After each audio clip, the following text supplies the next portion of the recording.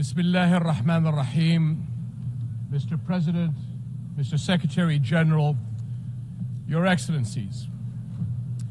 Over the past quarter century, I have stood at this podium amidst regional conflicts, global upheavals, and humanitarian crises that have profoundly tested our global community. It often feels that there was not a moment when our world was not in turmoil. And yet, I cannot recall a time of greater peril than this. Our United Nations is facing a crisis that strikes at its very legitimacy and threatens a collapse of global trust and moral authority. The UN is under attack, literally and figuratively.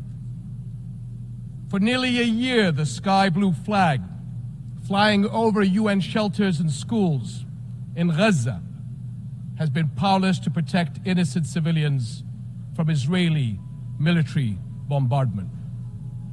UN aid trucks sit motionless just miles away from starving Palestinians. Humanitarian workers who proudly wear the emblem of this institution are disparaged and targeted. And the rulings of the UN's International Court of Justice are defied, its opinions disregarded. So it's no surprise that both inside and outside this hall, trust in UN's cornerstone principles and ideals is crumbling. The harsh reality many see is that some nations are above international law, that global justice does bend to the will of power, and that human rights are selective, a privilege to be granted or denied at will. We cannot stand for that. And we must recognize that undermining our international institutions and global frameworks is one of the gravest threats to our global security today. Ask yourselves, if we are not nations united in the conviction that all people are equal in rights, dignity, and worth, and that all countries are equal in the eyes of the law, what kind of world does that leave us with?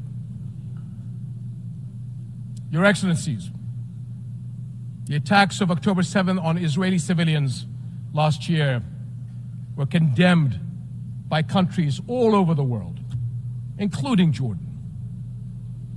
But the unprecedented scale of terror unleashed on Gaza since that day is beyond any justification.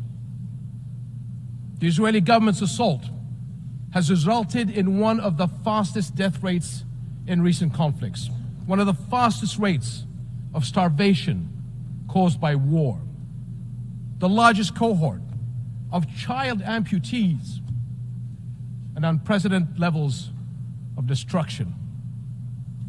This Israeli government has killed more children, more journalists, more aid workers, and more medical personnel than any other war in recent memory.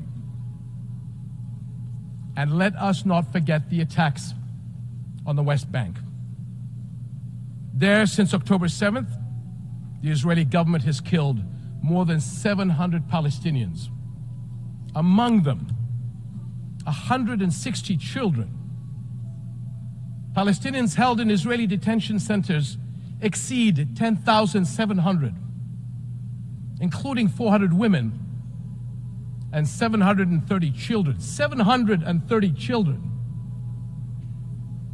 Over 4,000 Palestinians have been forced from their homes and lands. Armed settler violence has surged, and entire villages have been displaced. And in Jerusalem, a flagrant violations of the historical and legal status quo at Muslim and Christian holy sites continue unabated under the protection and encouragement of members of the Israeli government. To be clear, this is in the West Bank, not Gaza.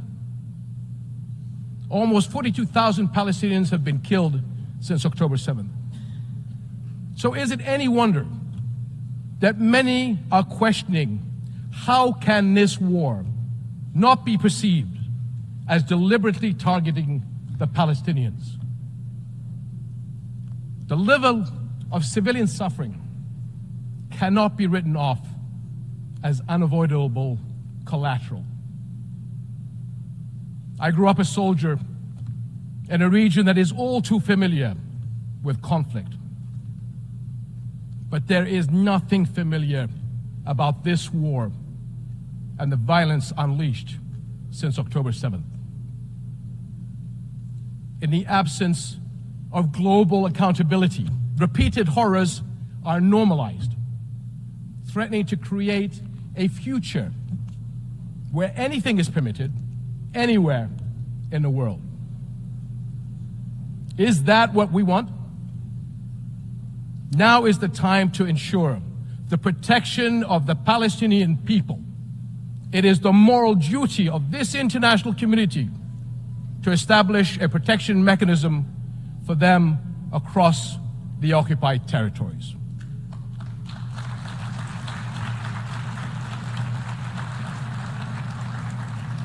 This will guarantee the safety of Palestinians and Israelis from extremists who are taking our region to the brink of an all-out war. That includes those who continue to propagate the idea of Jordan as an alternative homeland. So let me be very, very clear. That will never happen. We will never accept the forced displacement of Palestinians, which is a war crime.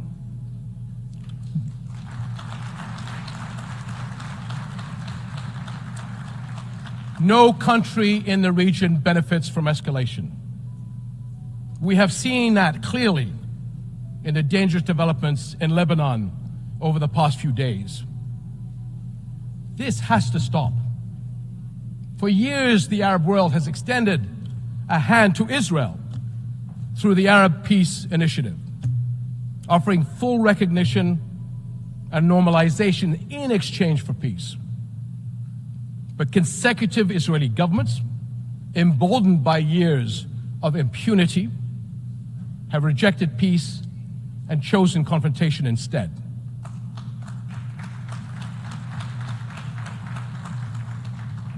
Impunity gathers force. Left unchecked, it gains momentum. Palestinians have borne more than 57 years of occupation and oppression. During this time, the Israeli government has been allowed to cross one red line after another. But now, Israel's decades-long impunity is becoming its own worst enemy, and the consequences are everywhere. The Israeli government has been accused of genocide at the ICJ. Expressions of outrage at its conduct are echoing around the world. Cities everywhere have seen mass protests, and calls for sanctions are growing louder. International frustration with Israel has long been mounting, but it has never been more exposed. For decades, Israel has projected itself as a thriving Western-style democracy in the Middle East. But the brutality of the war on Gaza has forced the world to look closer. Now many see Israel through the eyes of its victims. And the contradiction, the paradox, is too jarring. The modern advanced Israel admired from afar, and the Israel that Palestinians have experienced firsthand, simply cannot coexist. Israel will eventually be entirely one or the other. That is the choice its leaders and its people will have to make. To live by the democratic values of freedom, justice, and equality for all, or to risk further isolation and rejection. Over and over, we have watched Israel try to achieve security through military means. Each escalation is followed by a pause until the next deadlier one. And for years, the global community has taken the path of least resistance, accepting the status quo of the ongoing military occupation of Palestinians, all the while paying lip service to the two-state solution.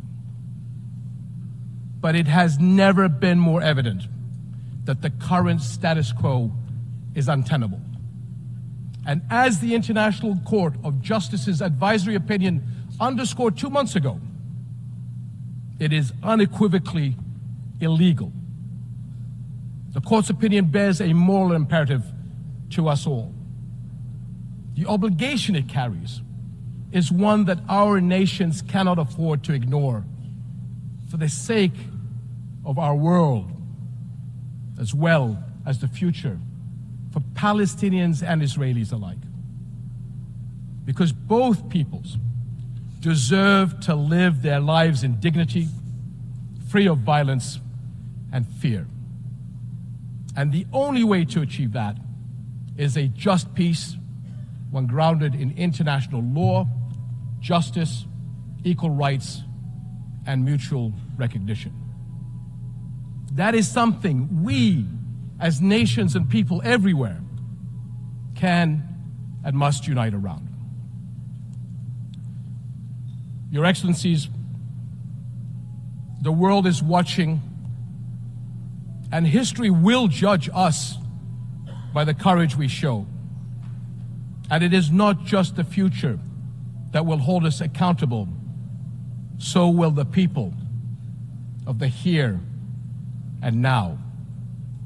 They will judge whether we as the United Nations will surrender to inaction or will fight to uphold the principles that anchor this institution and our world. Right now they are asking whether we will stand by as parents watch their children waste away, as doctors watch their patients die for lack of basic medical supplies, and as more innocent lives are lost because the world failed to act. This war must end. Hostages and detainees must return home. But every day we wait is one day too long for far too many.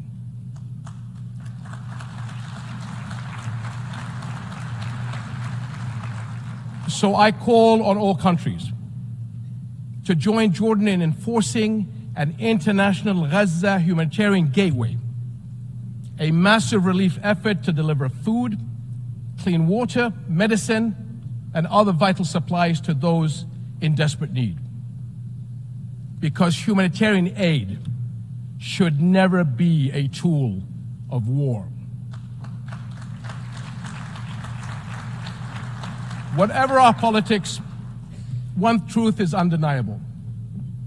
No people should have to endure such unprecedented suffering, abandoned and alone. We cannot surrender the future to those who thrive on division and conflict. I urge all nations of conscience to unite with Jordan in the critical weeks ahead on this mission. Almost a year into this war, our world has failed politically, but our humanity must not fail the people of Gaza any longer. Echoing the words of my father from 64 years ago at the 15th session of the General Assembly, I pray that this community of nations may have the courage to decide wisely and fearlessly, and will act with urgent resolve that this crisis and our conscience demand.